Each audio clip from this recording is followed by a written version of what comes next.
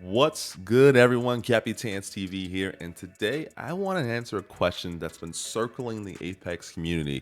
Should Apex Legends get rid of Fragment West and Fragment East? Now, if you've been playing Apex Legends for a long time like I have, you know that if you are on World's Edge and you want to get some action in, you go to Fragment. No matter where you are, there's going to be a bunch of teams that drop there. Doesn't matter, always happens. And I myself am guilty of this too. When you've landed in Thermal or you've landed in Refinery, which is now Climatizer, and there's nobody there, and you have to loot, and then you get run into a team that's fully loaded and you get destroyed. Sometimes you just want to get into the action, so you land Fragment because you know everybody else is going to land Fragment. And you get some kills or you die. But whatever the situation is, it's always a slugfest. And depending on how the ship path was, you may get 3, 4, 5 teams, or you may get 10 teams, and it's just crazy non-stop fighting. So what's so wrong with people dropping hot and getting kills? On the surface, doesn't look like much, but when you take a step back and you look at it, if 10 teams land at Fragment and they all kill each other and only one team survives, that is now, depending on duos or trios, that's 27 people or 18 people that are gone. A third of the server, maybe even half of the server, which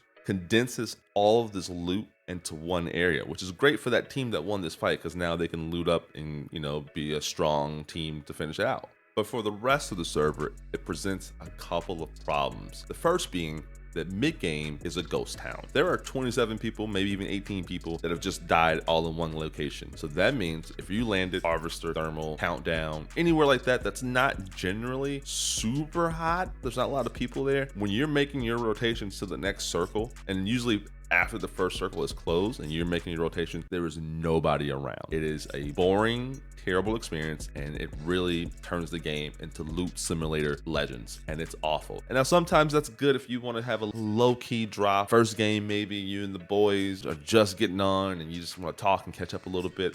Those are fine. But when this happens time and time again, it normally forces your hand to land somewhere hot, and then you become part of the problem. But what I think may be the bigger problem is the looting issue that all of these people landing in one area causes. Now, if you're a team that lands Lava Fissure, Thermal, you may be able to loot 2 to 3 POIs before you have to go, depending on how the circle shakes out for you. And in those POIs, you may not get everything that you are looking for. You may be missing a gun, you may be light on ammo, you may be light on attachments. Then you move in, and normally what happens in this situation is that you run into a team, and then these two teams fight it out, maybe third team because this is Apex. You fight it out, whoever wins now gets to loot all of those people that they just killed, and then you get a chance to resupply and maybe find the things that you were looking for. But what happens now is that there aren't as many people around, and so you're running into mid to late game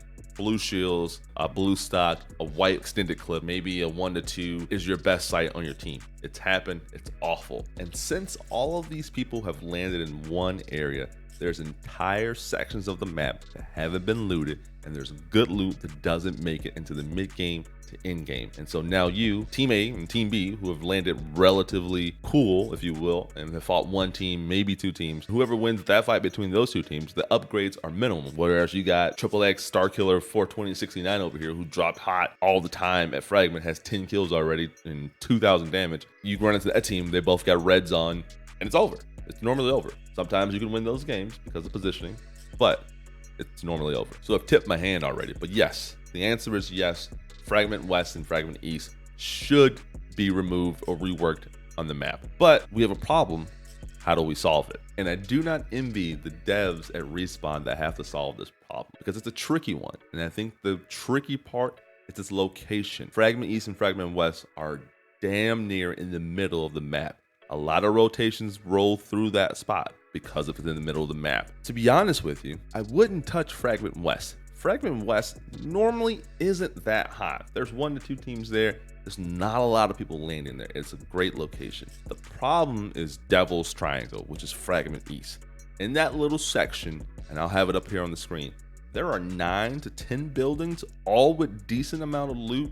Maybe not shields, but enough guns for everybody to get into a fight. And there's also a section right out the back past the train tracks or you can land there and then engage into that fight a little bit later. So I think, or I believe, that if you remove some of the buildings from Fragment West and also cut down on the loot there a little bit, maybe, just maybe, people won't be so itching to land there. Because outside of Skyhook, there isn't another area on World's Edge that is this dense with buildings.